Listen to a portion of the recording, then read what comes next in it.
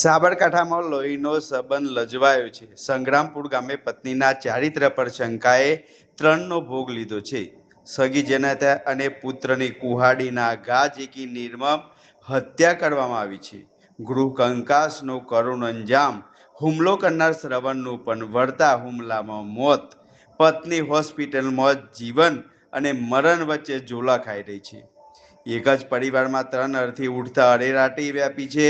ખેડબ્રહ્માના સંગ્રામપુરમાં માતમનો માહોલ છવાયો છે. પોલીસ તપાસ તેજ હાથ ધરી છે. સાબરકાંઠાના ખેડબ્રહ્મા તાલુકામાંથી એક એવી ઘટના સામે આવી છે કે જે સાંભળીને કોઈ પણનું કાળજું કંપી ઉઠે. જે શ્રાવણનું નામ માતૃ પિતૃ ભક્તિ માટે જાણીતું છે, તે જ નામના એક શખ્સે કલિયુગમાં લોહીના સંબંધોને લજવ્યા છે.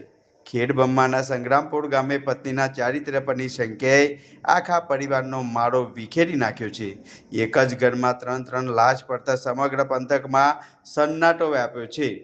ઘટનાની વિગત એવી છે કે ખેડબ્રહ્માના સંગ્રામપુરા ગામે રહેતા શ્રવણ ગમાણ નામના યુવકને પોતાની પત્નીની ચારિત્ર પર શંકા હતી. આ શંકાના કારણે ઘરમાં અવારનવાર ઝઘડા થતા હતા. ગત રોજ આ કંકાસે એટલું રૌદ્ર સ્વરૂપ ધારણ કર્યું કે શ્રાવણે આવેશમાં આવીને પત્ની પર કુહાડી વડે હુમલો કર્યો હતો.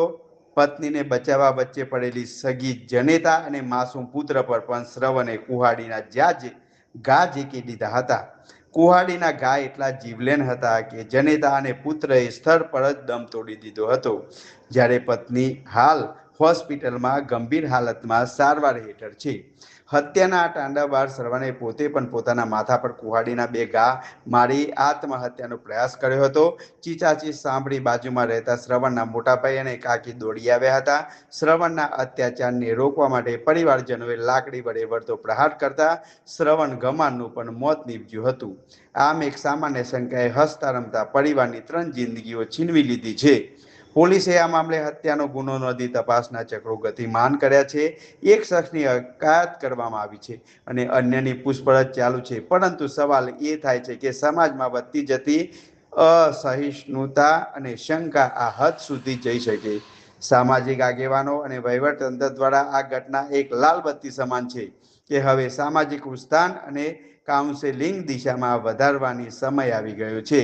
સંગ્રામપુરની આ ઘટનાને સાબિત કર્યું છે કે ક્રોધ અને શંકા મનુષ્યને અંધ બનાવી દે છે. આજે આખું ગામ શોકમાં ડૂબેલું છે અને પોલીસના આ મામલે કાયદેસરની કાર્યવાહી કરી રહી છે. પોલીસે આ મામલે હત્યાનો ગુનો નોંધી તપાસના ચક્રો ગતિમાન કર્યા છે. એક શખ્સની અટકાયત કરાઈ છે અને અન્યની પૂછતાછ ચાલુ છે. પરંતુ સવાલ એ છે કે શું સમાજમાં વધતી જતી અસહિષ્ણુતા અને શંકા આ સાબરકાંઠા જિલ્લાના ખેડબ્રહ્મા પોલીસ સ્ટેશન વિસ્તારમાં ડુંગરાળ વિસ્તારમાં એક સંગ્રામપુરા કરીને ગામ આવેલ છે, જ્યાં એક બનાવ બનવા પામેલો, જેમાં હકીકત એવી છે કે શ્રવણ ગમાર કરીને ઈસમ જે છે એને પોતાની પત્ની પર શક વહેમ રાખી અને અવારનવાર એની સાથે ઝઘડા કરતો હતો. અને આ જ રીતે શનિવારની સાંજના સમયે પારિવારિક ઝઘડો થયેલો અને એમાં શ્રવણે આવેશમાં આવી અને એની પત્ની અને પુત્ર પર હુમલો કરેલ અને એને બચાવવા એમના માતાજી જે છે એ વચ્ચે પડેલા હતા, તો એમને પણ એનાથી ગંભીર ઈજાઓ થવા પામી છે અને એમના પુત્રનું મોત નીપજ્યું છે અને શ્રવણ ગમારના માતા જે છે એમનું પણ સારવાર દરમિયાન મૃત્યુ નીપજ્યું છે. આ આખી ઘટનામાં શ્રવણ હતપ્રભ થઈ અને એ પણ ઘરની બહાર ચીસો પાડતો આવી અને એણે જાતે પણ પોતાના માથા પર કુહાડીના ફટકા જે છે એ મારેલા અને આ કોલાહલનો અવાજ સાંભળી અને આજુબાજુમાંથી જે રહીશો હોય એ પણ ત્યાં ભેગા થયેલા.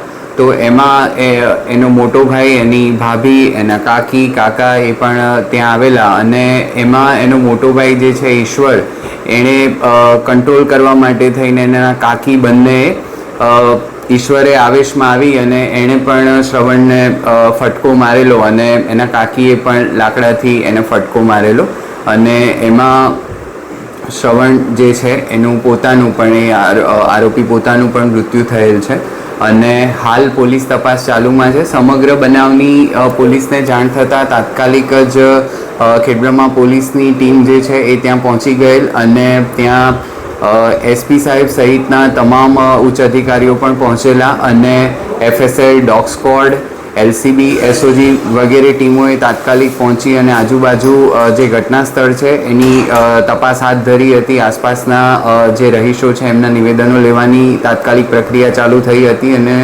ગુનો કઈ રીતે બન્યો અને એના મૂળ સુધી પહોંચવા માટે એસપી સાહેબની સૂચના અને માર્ગદર્શન હેઠળ આખી તપાસ જે છે ચાલુ કરવામાં આવેલ અને ફરિયાદ લઈ અત્યારે હાલ પોલીસે આગળ કાયદેસરની કાર્યવાહી હાથ ધરી છે.